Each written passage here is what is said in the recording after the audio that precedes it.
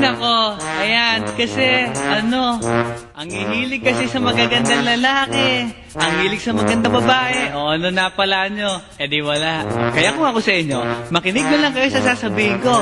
Humanap ka ng pangit at ibigin mong tunay. Yan ang dapat mong gawin. Kaya makinig ka sa akin and it goes a little something like this.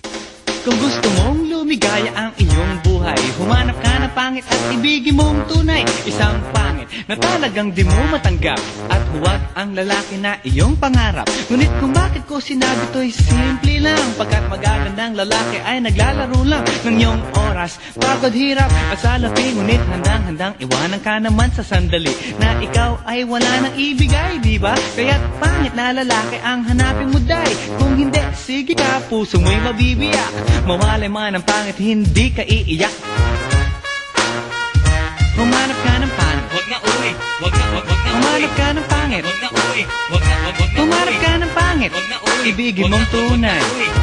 wag na uwi, wag na Humanap ka ng pangit, wag na uwi, wag na humanap ka ng pangit, wag na uwi, wag na humanap ka ng pangit, wag na uwi, ibigin mong tunay. Isang pangit na babae na mayroong pagtingin, mga liwa ka man, sige lang, andyan pa rin, pagkat ikaw talaga ang kanyang pag-aari. Pag-isipan kang iwanan, hindi na maaari. At kung malingat ka man, huwag mag-alala, sigurado ka naman walang makikipagkilala. Kung kasama mo siya, di bali na ang katakutan, okay lang kung ikaw na may paglilingkuran. Kaya para lumigaya ang iyong buhay, humanap ka ng pangit at ibigin mong tunay. Kung hindi, sige ka, puso mo'y mabibiyak. Mawalay man ang pangit, hindi ka iiyak, di ba? Humanap ka ng pangit, wag na uwi, wag na humanap ka ng pangit, wag na uwi, wag na humanap ka ng pangit, wag na uwi, ibigin mong tunay. wag na uwi, wag na Humanap ka ng pangit, wag na uwi, wag na humanap ka ng pangit, wag na uwi, wag na humanap ka ng pangit, wag na uwi, ibigin mong tunay.